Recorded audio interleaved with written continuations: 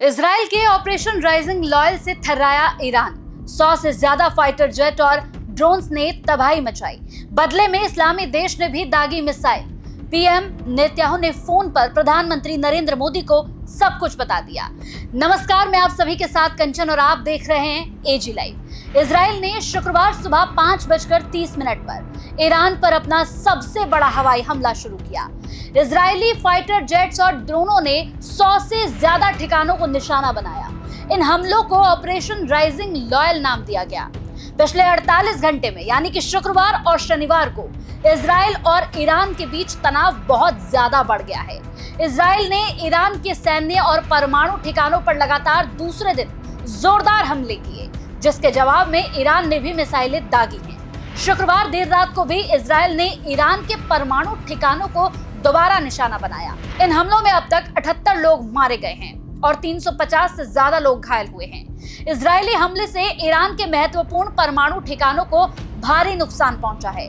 Israel और America नहीं चाहते कि ईरान परमाणु शक्ति बने, इसीलिए ईरान के परमाणु कार्यक्रम पर ये हमले किए गए। वहीं ईरान के इस्फहान, तेहरान, तबरीज, अराक और करमनशाह जैसे शहरों में मौजूद सैन्य और मिसाइल ठिकानों को पूरी तरह से तबाह कर दिया गया।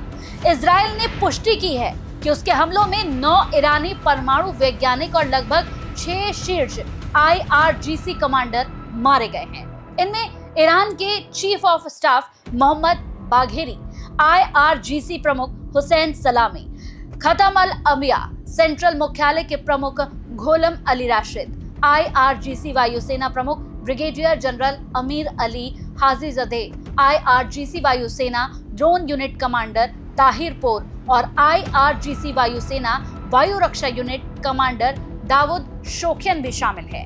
ईरान के सुप्रीम लीडर खामेनेई ने शीर्ष सलाहकार अली शमखानी को भी निशाना बनाया।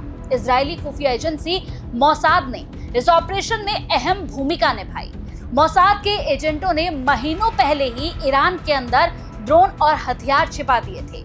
हमले के पहले चरण में ईरान के रडार और हवाई सुरक्षा सिस्टम को निष्क्रिय कर दिया गया ताकि इजरायली लड़ाकू विमानों को हमला करने में आसानी हो। जवाब में ईरान ने ट्रू प्रॉमिस 3 नाम से ऑपरेशन चलाया और इजराइल पर 150 से ज्यादा बैलिस्टिक मिसाइलें दागी। इनमें से 6 मिसाइलें राजधानी तेल अवीव में गिरी, जिसमें एक महिला की मौत हो गई और 63 लोग घायल हो गए। ईरानी मीडिया ने दावा किया कि इजरायली रक्षा मंत्रालय को भी निशाना बनाया गया था। जानकारी के मुताबिक ईरान ने शनिवार को सेंट्रल इजराइल में बैलिस्टिक मिसाइलों से हमला किया, जिसके बाद कई घरों को नुकसान पहुंचा है। हमले में कम से कम 10 लोग घायल बताए जा रहे हैं। हालांकि इजराइल ने अमेरिका के third terminal high elevated area defence system को मदद से ज्यादातर मिसाइलों को आसमान में ही रोक दिया, जिससे ईरान का हमला उतना कामयाब नहीं हो पाया जितना वो चाहता था। अमेरिका ने अक्टूबर 2024 में इजराइल में थर्ड को तैनात किया था। ईरान की ओर से हमले की आशंका को देखते हुए इजरायली पीएम बेंजामिन नेतन्याहू ने सुरक्षित जगह पर उन्हें भेज दिया गया था। नेतन्याहू ने भारत के प्रधानमंत्री नरेंद्र मोदी से फोन पर बात कर उन्हें हालात की जानकारी दी। अमेरिकी राष्ट्रपति डोनाल्ड ट्रंप ने ईरान को कड़ी चेतावनी देते हुए कहा कि अभी भी वक्त है, समझौता करो वरना कुछ नहीं बचेगा। वहीं संयुक्त राष्ट्र में चीन के डिप्लोमेट फू कोंग ने इजरायली हमले की निंदा की और सैन्य कार्रवाई रोकने की मांग की। फू कोंग ने कहा कि चीन इजराइल की तरफ से ईरान की संप्रभुता को सुरक्षा के उल्लंघन को लेकर बहुत ज्यादा चिंतित है।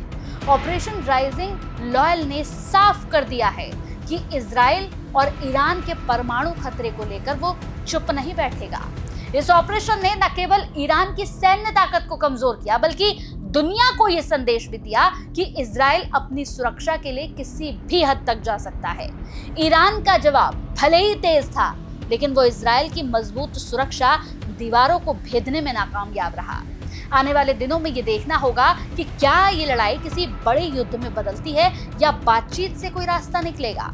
आगे की अपडेट्स के लिए आप देखते रहिए एजी लाइव। नमस्कार।